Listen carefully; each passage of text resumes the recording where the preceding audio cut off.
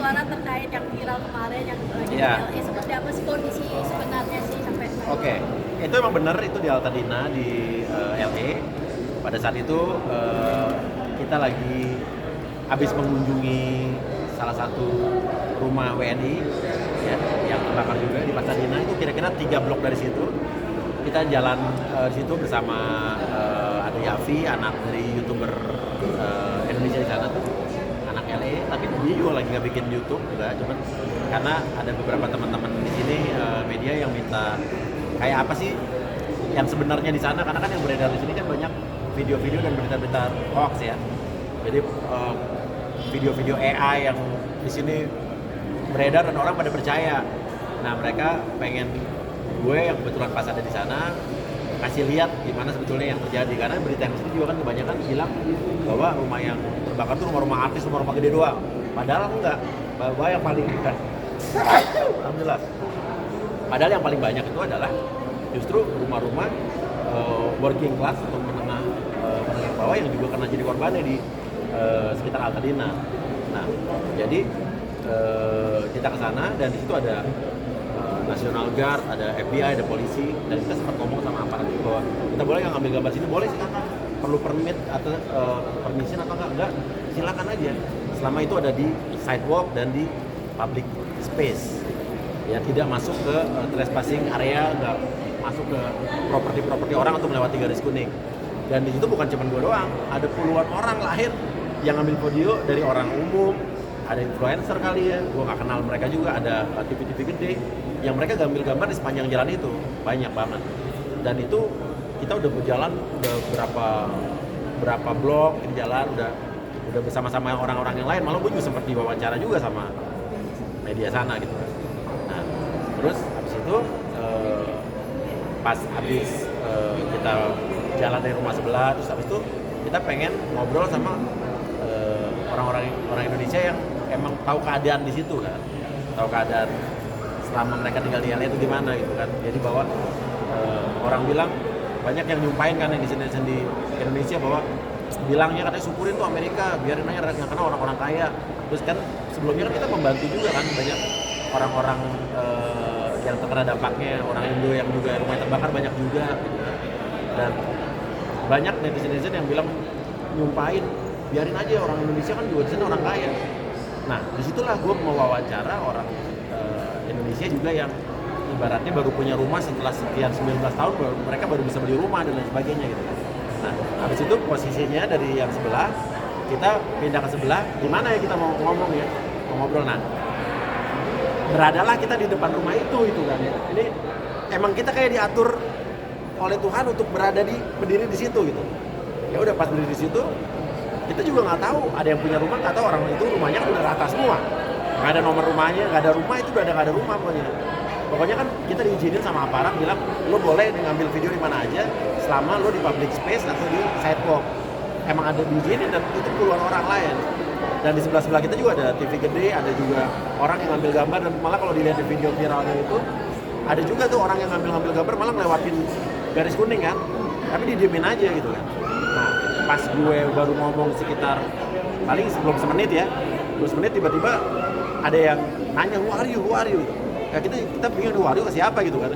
Gue nggak ngeliat terus terang, cuma dengar suaranya. Pas gue nanya oh ke kita gitu kan, udah si Yafi anak LA bilangin kita dari Indonesia gitu kan, tapi belum dia bilang ini rumah gue segala macam, dan kita langsung stop, bilang waktu stop filming kita langsung stop kan. Langsung kita stop itu rekaman, record kita stop, dan habis itu udah kita nggak lanjutkan, dan saya juga nggak tahu bahwa mereka ngerekam kita nggak tahu gitu kan. Dan habis itu kita balik lagi ke dia untuk say sorry bahwa kita udah hapus videonya, tapi dia nggak tayangin. Yang dia tayangin itu adalah dipotong sama dia, di-cut, dan kita baru tahu kalau itu video viral setelah dikirimin sama teman kita yang orang Amerika. Ini lo ada di sini nih di TikTok orang Amerika gitu. Oh, gue baru tahu ternyata dia videoin, dan video yang dia tayangin itu video yang di-cut sama dia. Selanjutnya tidak ditayangkan gitu kan. Padahal kita udah bilang bahwa video kita hapus gitu kan, dan kita nggak nayangin depan rumah dia, kita pindah ke sebelah. Nah pas kita pindah ke sebelah, kita lihat orang itu masih berdiri lagi di situ, dan ada orang-orang lain, orang-orang bule lain yang ngambil gambar tapi nggak ditegur. Tapi gue positif aja bahwa kita juga tidak menyalahkan dia kok. Kita mengerti perasaannya, mungkin dia berpikir kita tuh ngapain karena ngomong kita kan bahasa Indonesia, mother language kita beda. Kita orang Asia yang beda omongan bahasanya. Dan pas abis teman gue ngomong itu, pas kita balik lagi itu, dia bilang lu nyari donasi. Jadi dipikir kita itu adalah orang yang pengen memanfaatkan keadaan dengan mencari donasi untuk kepentingan pribadi, karena di Amerika lagi ramai begitu. Dan kalau memang dilihat di komentar TikTok dia itu orang-orang rata-rata ngomongnya gitu, mikir kita adalah scammer yang nyari donasi, dan dia love-lovein itu komen-komen itu. Jadi emang begitu, tapi nggak apa-apa, saya juga mengerti kok bahwa kalau dia keberatan bahwa kita berdiri di situ karena menghadap ke rumahnya dia yang udah kebakar itu, kita langsung stop. Kenapa kita nggak minta izin? Kita nggak tahu dia punya rumah siapa, dia muncul tiba-tiba dari tengah jalan. Dan di antara yang lain itu banyak banget puluhan orang yang emang ngambil gambar, bukan cuma kita doang, banyak sekali. Dan cuma kita yang ditegur karena mungkin bahasa kita beda, tapi nggak apa-apa, it's okay. Dan itu video viral, terus gue udah duga nih paling sebentar lagi 2 hari lagi sampai Indonesia nih gitu kan. Ternyata nggak sampai 2 hari, hitungan jam juga sampai Indonesia. Tapi waktu video itu viral masih di Amerika, itu juga pro kontra kok, netizennya pro kontra. Jadi ada yang pro ke dia, ada yang pro ke kita, bilang bahwa ini adalah public space, ini adalah sidewalk, itu dia nggak trespassing ke properti lo gitu kan. Dan ada yang bilang juga kalau lo nggak setuju dia ngerekam rumah lo, kenapa lo nggak bilangin dari awal? Karena kan dia tuh bikin konten dulu dari awal, ngomong ngoceh bahwa dia ada di daerah, bikin konten di depan rumah gue nih, dia kayak nggak menghargai gue yang punya jadi korban, dia bilang gitu kan. Nah, muncrat ya tadi. Muncrat lari gue. Terus abis itu baru dia negur kita. Nah, tapi pas kita teguran kita nggak sampai lama, langsung kita stop ya, oke, I'm sorry, terus kita stop. Dan kita dari situ sempat balik lagi bahwa kita bilang udah dihapus videonya. Kita malah nggak nyangka dia ngerekam. Dan itulah yang terjadi. Jadi Cinta juga sempat ada yang ngetek Cinta di situ. Gue nggak tahu di Cinta, ternyata di TikTok Cinta udah lumayan terkenal di Amerika karena pernah ada beberapa konten dia FYP di TikToknya Amerika. Jadi sempat ada yang bule-bule yang DM dia, tapi bedanya kalau netizen Amerika sama Cinta dibalas diterangin mereka ngerti. Ya sorry, tapi kalau Indonesia Cinta balas dihajar, itu bedanya. Jadi gue bilang Cinta udah nggak usah dibalas, gue bilang gitu. Kalau mau balas jangan pakai hati, ya balasnya santai aja begitu kan. Jadi gitu. Jadi yang terjadi sebetulnya itu bahwa saya juga itu tidak lagi buat konten TikTok, tidak buat konten reel, kita hanya memberikan video kepada beberapa teman media yang minta gambarnya. Dan si Yafi juga di situ nggak buat YouTube. Kan kalau dibilang Uya mencari monetize apa sih? Dia bilang kan mau monetize AdSense buat segala macam. Orang kita juga lagi nggak buat konten, dan sebetulnya pada saat itu ya nggak buat konten buat sosial media kita ya. Dan pada saat itu kan kalau gue mau buat konten saat itu udah pasti gue upload kan. Karena kan viralnya baru beberapa waktu setelah itu, viral di Amerikanya ya. Tapi kita kan memang nggak ada di mana-mana, sampai sekarang nggak ada. Kita cuma kirimin ke teman-teman media yang saya nggak enak sebutin juga ya. Dan itu sah-sah aja mereka gitu. Dan intinya kalau dibilang tidak empati, ya kita udah izin bersama puluhan orang lainnya dan kita nggak tahu dia yang punya rumah. Tapi sih sorry, kita udah minta maaf kalau emang lo keberatan, kita udah stop. Jadi itu aja. Dan setelah itu videonya viral, kan nonton pada sampai berapa juta ya? Teman gue bilang bahwa ternyata dia habis itu buka donasi buat dia pribadi. Nah, alhamdulillah donasinya banyak. Setelah itu kata Cinta udah sekarang udah 14.000 US dollar. Dan Cinta nyumbang. Cinta donasi ke linknya dia. Ya dengan semampu dia ya. Tapi gue bilang, lu Cinta kok kamu ibaratnya udah dimasukin, di-upload sama dia, kamu masih mau nyumbang? Nggak apa-apa lah, Pak, kasihan. Oh ya udah nggak apa-apa. Jadi intinya dia buka sumbangan dan ini jadi viral, ya berkahnya buat dia juga. Dia buka donasi, banyak yang nyumbang jadi. Mungkin Mas terbagi nih komen netizen antara mungkin memanfaatkan situasi dan ada juga yang mungkin Mas Wiku ya. Mungkin serbuan dari netizen seperti apa sih? Aduh, saya mah kalau netizen dari dulu udah biasa, nggak peduli. Bener, netizen masih cuma baca, ketawa. Kalau saya lagi mau balas, saya balas, tapi balasnya nggak pakai hati. Balas yang lucu-lucu aja gitu, nangkepinnya.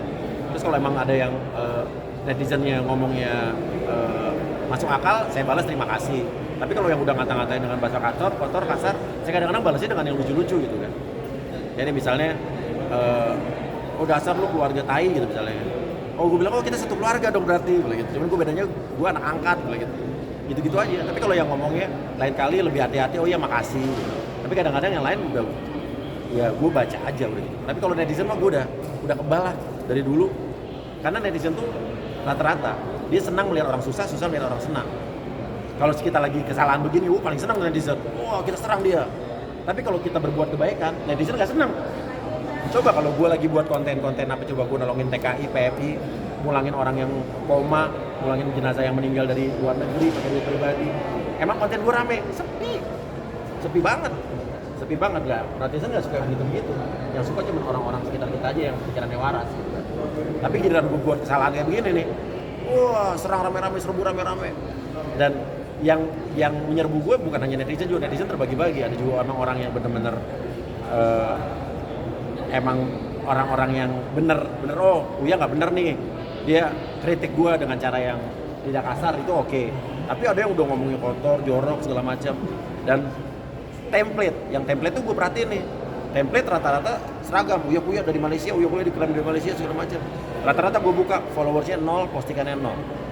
Udah pasti itu apa namanya gue nggak tahu tuh, Buser ya.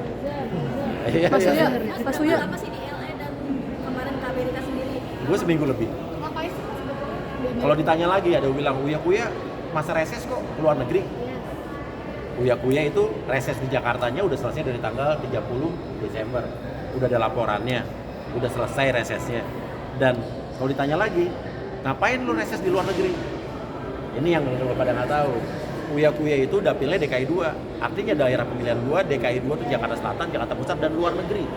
Apa itu luar negeri? Artinya semua orang WNI yang ada di luar negeri itu memilih gue. Dan bukannya sombong, bukannya congkak, ini faktanya. Uya adalah DPR RI dengan suara luar negeri tertinggi. Jadi pemilih gue di luar negeri. Jadi kalau besok lo ngelihat gue juga ada di LA, di New York, di Finlandia, di Malaysia, di Hong Kong, jangan iri. Emang dapil gue. Itu dapil gue. Gue boleh dong mengunjungi pemilih gue di situ. Pemilih gue banyak di situ.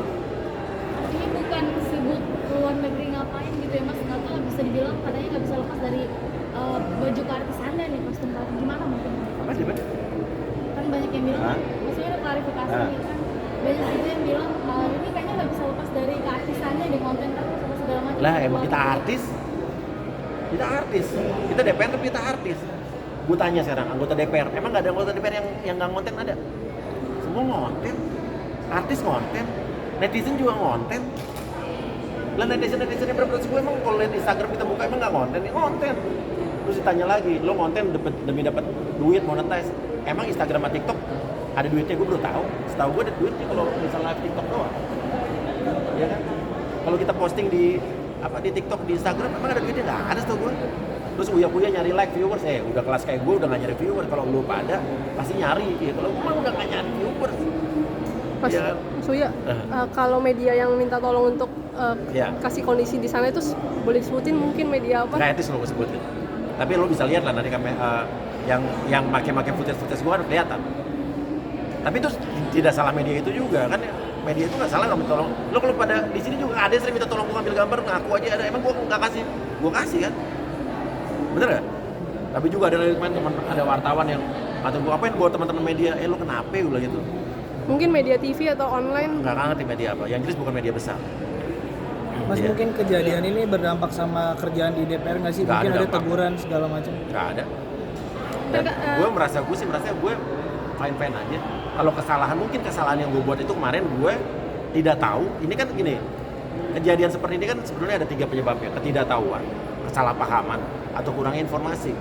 Kalau gue udah dapat informasi bahwa kita boleh ngambil gambar di situ secara tanpa permit karena itu public space dan sidewalk, udah diizinin. Dan itu ada puluhan orang selain gue. Tapi gue tidak tahu kalau ternyata ada orang yang punya rumah, gue mengaku punya rumah muncul. Tapi setelah dia negur kan udah gue stop. Dan itu tidak ada maksud apa-apa tuh dari gue. Orang kita minta izin gimana, orang dari tempat-tempat sebelumnya kita datengin ke rumah-rumah yang lain emang nggak ada yang punya rumah gitu. Dan intinya kalau lu lihat di video gue ada orang yang ngelewatin pas gue ditegur itu kan ada orang yang videoin bule, ada yang orang lewatin garis kuning, itu nggak ditegur.